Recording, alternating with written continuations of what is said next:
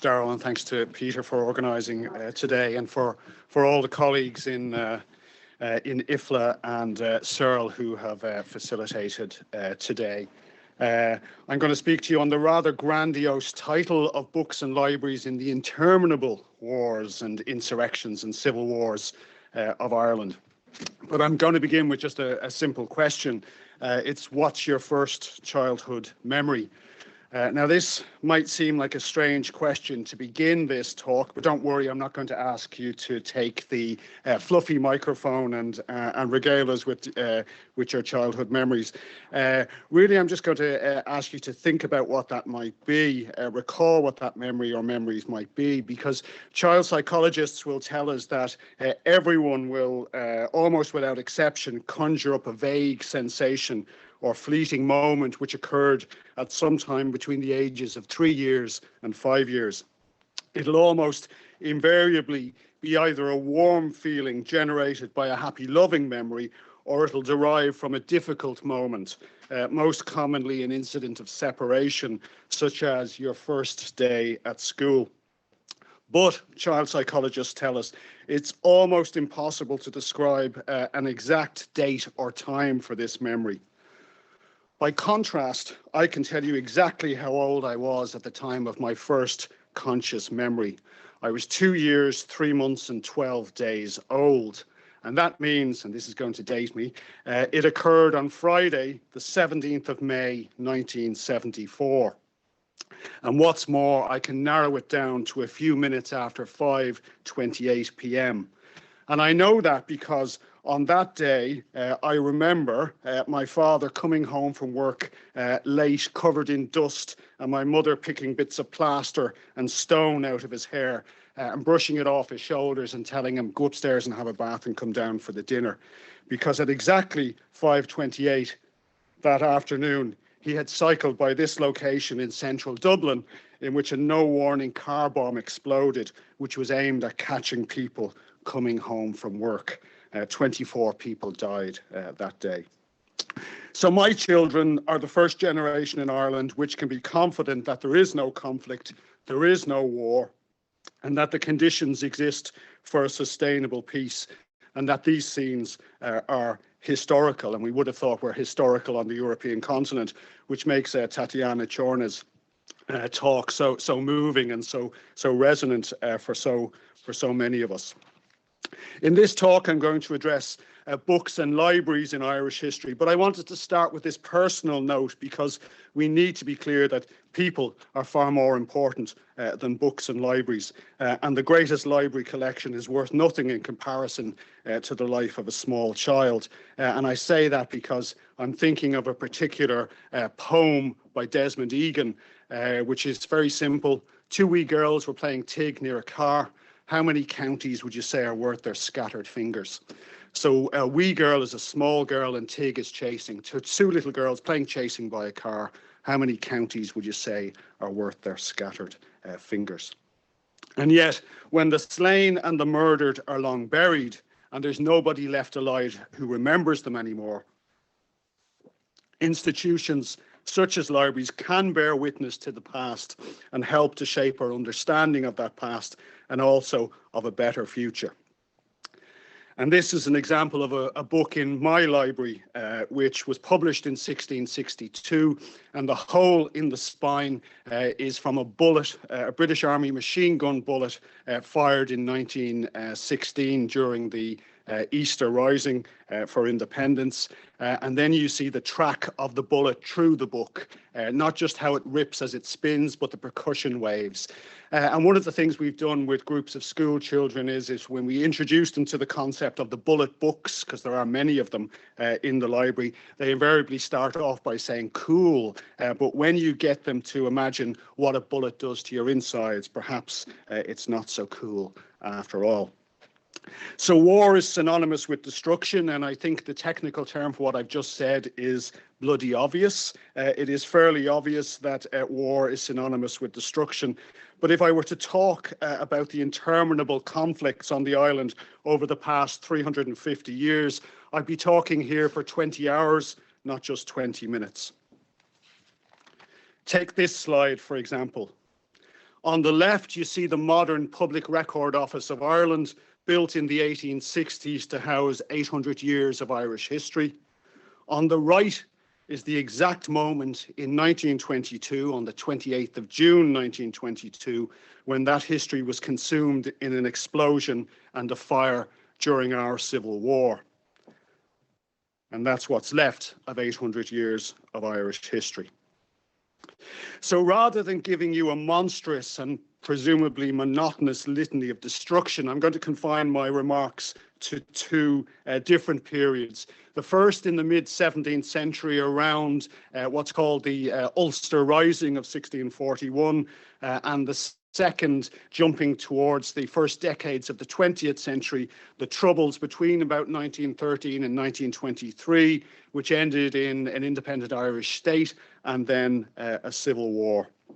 And in looking at those two periods, I want to suggest the ways in which the destruction of libraries and books in those periods was made possible by and facilitated by the idea of print and libraries as weapons of war, as the expression of the dominance of one side, narrowly defined, against another.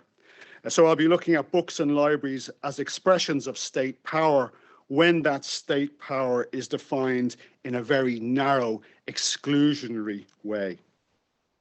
To do that, I'm going to jump from 1922 back a number of centuries to the conflicts of the 16th and 17th century. Now, those conflicts, and this is a map from the 16th century of Ireland, those conflicts can be defined in a number of overlapping ways. They can be defined in terms of national identity, English and Scottish settlers versus Irish natives, if you will. They can be defined in terms of religion, the Protestantism of the newcomers versus the Catholicism of the natives, or even in terms of language, the English language gradually encroaching across the island at the expense of the Irish language, or Gaeilge, as it calls itself. Printing, as many of you in this room will know, arrived very late in Ireland. The first book was only printed in 1551, and it was a very small print run for the Book of Common Prayer in the English language, designed to help spread the Protestant English-speaking church in opposition to Catholicism. And throughout the 16th and 17th century, printing and the book trade was never a commercial industry. It was a product of and dependent upon the military, religious, and administrative state. So books went hand in hand with planting a new religion, a new language, and a new people. And there were a variety of efforts throughout the 16th century to plant new peoples. Whenever there was a war or a conflict from the 16th century onwards, there was an attempt to clear the native population off the land and introduce a new population of planters, which would make the land more prosperous and also more peaceful. Peace and prosperity going together. The most consequential of those settlement plans, though, came in Ulster, the northernmost province in the early 17th century, when tens of thousands of English and Scottish settlers were moved in. And within 30 years, there was such a serious outbreak of violence known as the Ulster Rebellion of 1641, characterised by very vicious attacks on the settlers by local populations. Around 3,500 men, women and children were murdered, property looted, and lands stolen, or depending on the point of view. And again, this is still quite difficult to talk about, certainly in the context of Northern Ireland, either stolen or taken back. The Library of Trinity College Dublin contains a remarkable set of documents known as the 1641 depositions. There are 8,000 witness statements from civilians forced to flee the Ulster Terror, and they testify to all manners of cruelty and barbarism. And for me, what's really interesting in these depositions, and this is one of the depositions, is the polarizing effect that books and printed books have in this conflict. This is the complaint of the leaders of that rising. which links together the Bible, the printed book, and the sword as weapons designed to destroy them, claiming that the English and the Scots came with the Bible in one hand and the sword in the other to replace us and afterwards to destroy us. And it also helps to explain why in the 17th century printed books, but specifically during this rising, printed books, but specifically the Bible, were targets for destruction by the rebels. And why we have so many examples, and I've concentrated here on the Bible being destroyed. The rebels at Belturbet burnt the Bible and other church books. Deposition of John Anderson. Elizabeth Hooper, she observed one of the rebels tearing the singing psalms out of the Bible, and she reproved him for doing so. I am sorry, he said, that you are so deluded, for there is nothing in that book but the devil's inventions. And the deposition of John Perry, and these are often personal interactions between people who know each other. John Perry can name Cara O'Culloch, the rebel, who opens the sacred Bible and pissed upon the same, saying, if I could do worse with it, I would. And we do find incidents of worse, of people smearing the Bible and books in excrement, and also one horrible case of sexual assault on a woman using a book, which is quite a traumatic account, even all these centuries later. But it wasn't just the rebels who saw books and the Bible as belonging to one group. It's intriguing that it wasn't until 1685, in other words, about 170 years after the start of the Reformation, that a full translation of the Bible was available in the Gaelic language. And I think that says a lot about the ownership of books, the desire not to spread the word, and perhaps because of a fear of actually converting the natives, because if the natives were converted, they could no longer be excluded from state power, and their land would no longer be open for seizure. It's also intriguing that the first public library in Ireland did not open until 1707, which is a remarkably late date in a European context. And this is the library of which I'm a director. Marsh's library opens in 1707. That public library was only opened after one side had eventually won the interminable conflicts of the 16th and the 17th century. One side had been victorious at the Battle of the Boyne in 1690. One side had won the conflict. And the library was a fact on the ground, which would help to mould and shape the understanding of the past in this new world, and also the intellectual currents of the future. This library was not a neutral space in which knowledge circulated in the absence of certain values and beliefs. The library was political, and the library took sides, and the library defined the political nation narrowly. It's also informative that the library was funded by the seizure of lands from rebels who had been defeated in the 1680s and the 1690s in the latest incarnation of the Troubles. And the architect was a man called Sir William Robinson, who at the same time as he was building this library, now exactly at the same time as this library was building much of the military infrastructure of the British state in Ireland at the time. If we jump forward into the 18th century, that library, which was the only public library in Ireland when it opened in 1707, was the only public library in Dublin until 1878. Throughout the 18th century, that library saw itself as a bulwark against radicalism. So, for example, in the 1790s, a decision was taken by the governors that no radical works, specifically including those by Tom Paine, would ever be allowed into the library. The governors were the great and the good of the society which came about after the Battle of the Boyne. They were the leading judges of the state, including the most notorious of which was Lord Norbury. And this is his signature on the minutes of the library. And Norbury has a remarkable place in the demonology of radicalism in Ireland, because as the Oxford DNB says, During and after the Rising of 1798, so we're gone to yet another rising, he conducted some of the most important prosecutions in person with a ferocity which was unusual even by the standards of the time. And I know from personal experience that when I was growing up, if children were naughty where I was growing up, parents would say, "Be very careful or Lord Norbury will get you." So even though you find more Catholics coming to read in the library during the 18th and 19th century, an increasingly literate middle class, those historical tensions between people created violence at particular points in time. The violence creates further tensions, which created violence, which creates further tensions.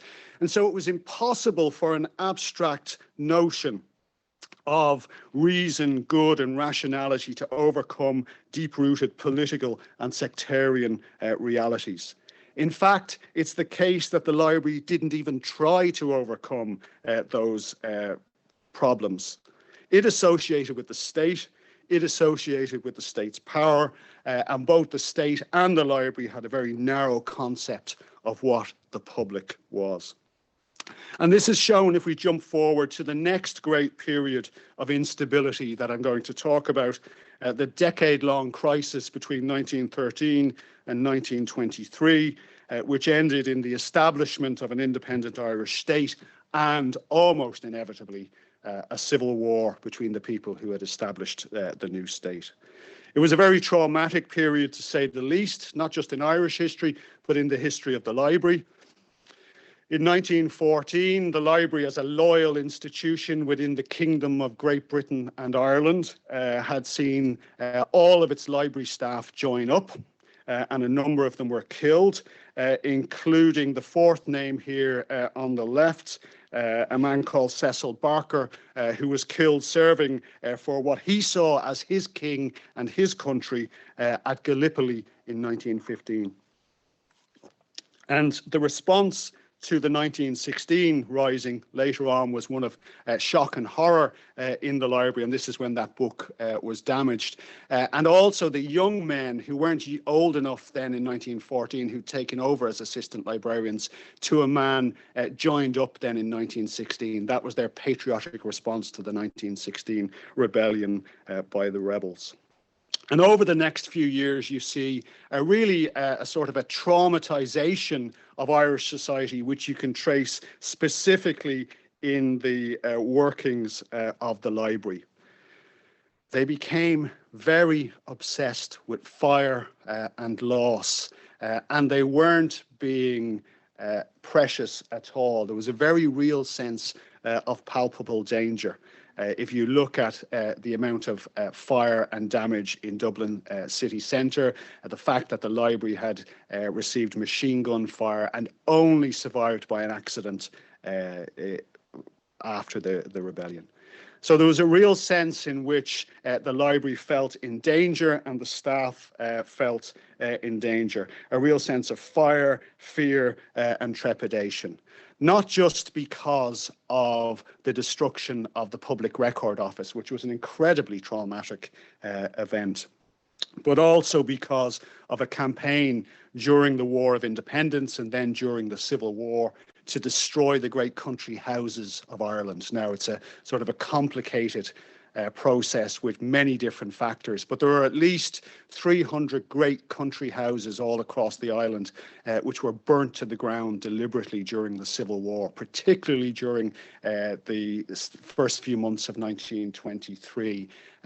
Very many of those had significant library collections, and some of them had really important collections of archives and libraries. So there is a real sense in which libraries are being burnt and they're deliberately being targeted across this period. And that fear and that trepidation is conscious. You can see the traumatization, not just of the library, but also of the community and the very narrowly defined community in a newly independent Ireland that it defined itself as serving. And I can give you one example of this. And it's to do with just after independence, this gentleman, Hugh Kennedy, who's the first Chief Justice of the Irish Free State, or the first Chief Justice of Ireland.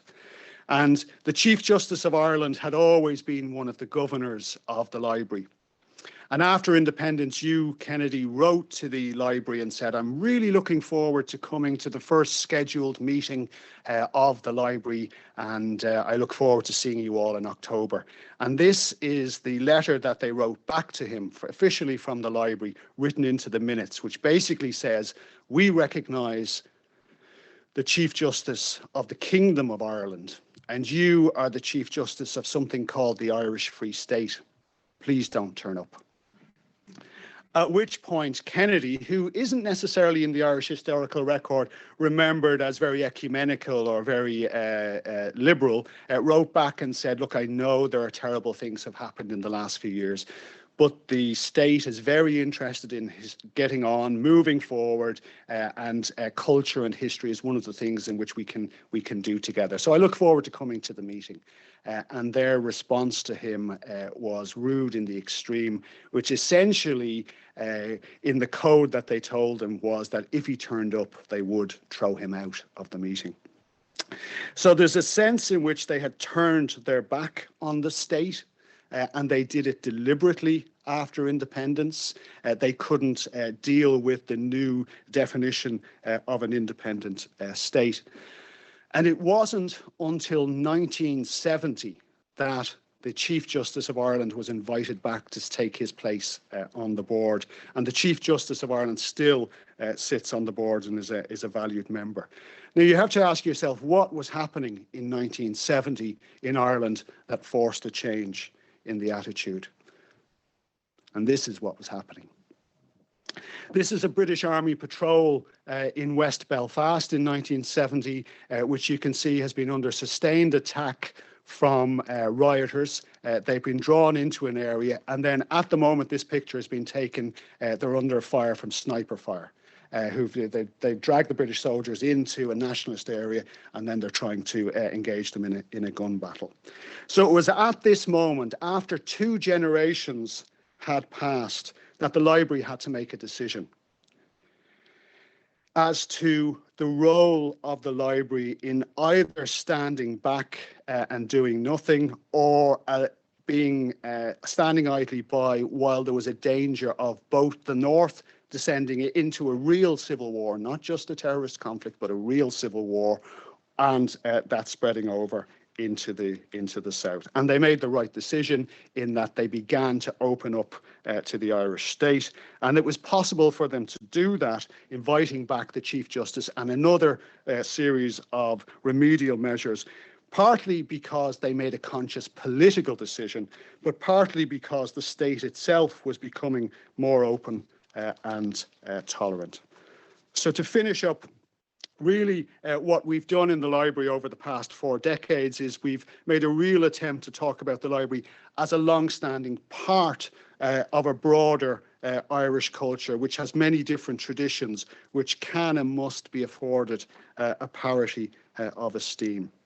Ireland in general, and my library in particular, is a case study, I think, in how libraries are not neutral as concerning the values of any society, how they can be seen by themselves and others as belonging to one side in a civil conflict, and how the presence of a civil conflict increases the push on libraries to be separate, antagonistic to an other, and to hold themselves aloof. There's nothing inherent in libraries which pushes towards inclusivity and accommodation. This has to be a conscious choice on the part of staff, management, and trustees as part of a wider societal and cultural trend. The response to war and trauma for libraries is not to turn our back on society or any part of society. It has to be to engage widely and reimagine the ideals of the Enlightenment in societies today, in which the values of reason, rationality, critical thought and truth can help us to bind together society much better and overcome the past, and hopefully help to defeat those who wish us and our democratic values harm. Thank you.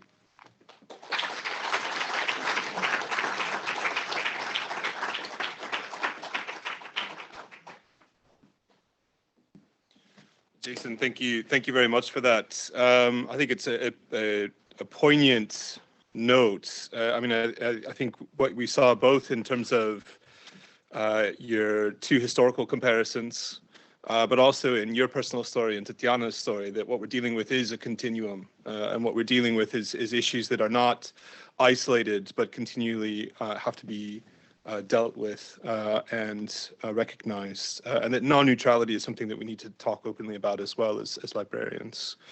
I think we've got maybe 5 or 10 minutes for questions, so I'll open the floor both here and online for questions. We have a question in the front here.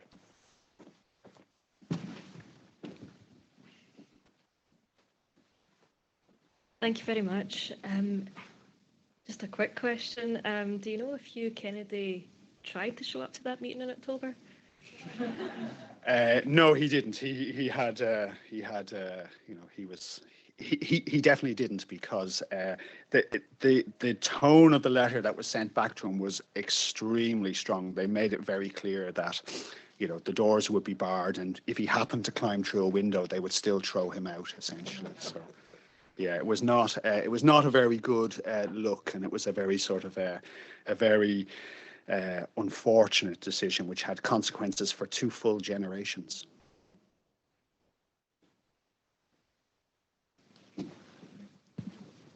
In the middle.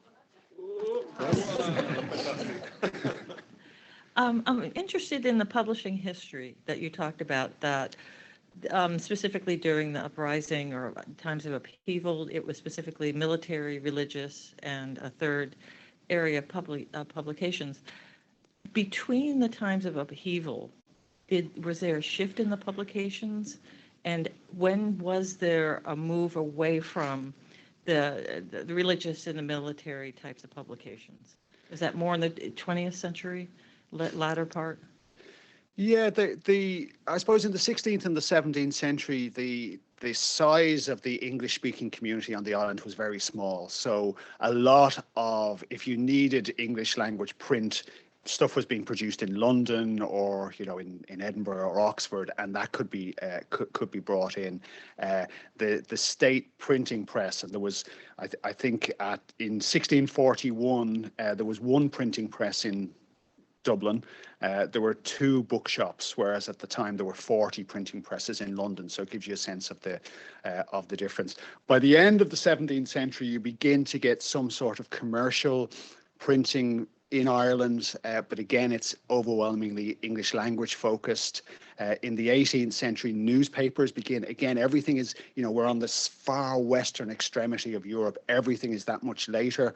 Everything is delayed because of the poverty of the country, but also because of the linguistic barriers between the people on the island. So by the 18th century, you begin to get newspapers, but again, newspapers are targeted at a specifically English-speaking audience, and there's no Catholic involvement in newspapers in Ireland until 1760s, so it's quite late. Now, what there was a sense of publishing. If you were publishing for Catholic material, you were bringing in Catholic material from abroad, often in Latin. There was a Gaelic language printing press in Louvain, which brought material in the 17th century. But essentially, even until the end of the 19th century, there was a dichotomy in terms of nationalists and republicans, and this is something which is very common, I think, in a lot of Europe, in Central Europe and Eastern Europe as well. Begin to think that the real essence of the nation is based in the folklore of the people and the real stories and the real traditions. So there is a very strong dichotomy, even in the late 19th century, between the books and the culture that's imported as nationalists see it, and the true oral culture of the people, which will lead to an independent country, sort of a nationalist cultural revival. Thank you, and I love your library. I'd like to take the chair's prerogative and ask a question of you, if I could. This is specifically in reference to Tatiana's presentation, but more broadly. The destruction of the Public Record Office, hugely traumatic, and also a targeted memory wipe to try and remove the cultural memory of a people. we're 100 years, more than 100 years on from that. And maybe would you be willing to talk a little bit about what lessons have been learned and what kind of work has gone into trying to recover some of that information as well? Yeah, very interesting, because we come from a library with a minority tradition. When we did an exhibition about 1916 in 2016, a number of members of staff were very nervous about, talking about the past. They sort of thought, well, listen, we just, best not to talk about that. But we came up with, and I think it was generally expressed in society, that things had moved on so far that we could talk about anything. So, we were able to talk about some of the unheroic incidents in the independence struggle which hadn't been talked about, say, for example, for the 50th anniversary in 1966. It's intriguing, and there was a lot of intellectual effort put in 1916 for that. It's been very intriguing how difficult it is, even 100 years later, when we're talking about how sophisticated as a society we are, how difficult it's been to deal with the Civil War. Yeah. And it still is 100 years later really difficult to think about the Civil War, and it does seem to sort of blow up in controversies. There is a great project at the moment called Beyond 2022, which is funded by the Irish state and the Research Council, the Irish Research Council, which is trying to recreate as much as possible of the records that were lost in 1922. And the methodology is to go back and find scholars' notes. So when you go to a public record office and you take your notes, they've spent a lot of time going and trying to find scholars' notes and their working papers, critical editions and so on, copies that were made and so on. And in some of the parts of that archive, they're getting back to 10% of they've been able to reconstitute 10% of the archive, but in other places, not at all. But it is remarkable how we thought we got it cracked, because 1916, for the 100th anniversary, was easy to talk about, and there was heroism, but there was also terrible things done, and there was a very sophisticated national debate, and we thought, this is great, we'll be able to handle the Civil War, but it just hasn't worked out like that. Great. Thank you, Jason. We have time perhaps for one more question, if there's any from the floor or from the chat window. Are we okay? Yeah, one from the Zoom chat. I was, for me personally, I was kind of interested in your wording. You mentioned Norbury and the demonology of, and I was kind of curious as to either Lord Norbury or other persons historically, seeing as this is a struggle regarding Christianity into the two sides. Like, did they at any point embrace this kind of characterization, or like, yes, I am the scourge of, or was it just like both sides demonizing each other? Yeah, Norbury would have seen himself as a fair judge. He would have seen himself as a representative of a state putting down a rebellion which was inspired by the French Revolution.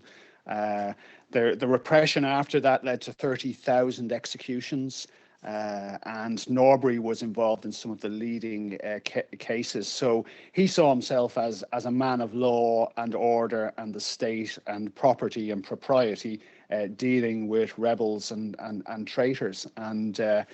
And what's intriguing, though, is that certainly growing up in an independent state over the last decades, that has really been inverted, and talking about the demonology of Irish radicalism and nationalism, there's a kind of an attempt to foreground the progressive elements of the nationalist movement. So the fact that Wolfe Tone, who was the leading rebel in 1798, arrived in Ireland on a French Revolutionary warship dressed as a French Revolutionary officer from the army. So talking about reason, rationality, enlightenment, European revolutions, liberty, equality, fraternity, and perhaps downplaying some of the more horrible historic elements of sectarianism, massacre, and murder. So we're really only getting 100 years after independence to being able to go away from the traditional idea, which was Norbury would have said two legs good, four legs bad. Then the rebels in the first generations after independence would have turned that around and said four legs good, two legs bad. But maybe we're beginning to think now, maybe that's not the paradigm. Maybe we need to look at what happened and examine it in all its aspects rather than through a blinkered lens of the state or radicalism. Okay, Jason, can we please thank Jason again for his talk and answering the questions? It was very, very good.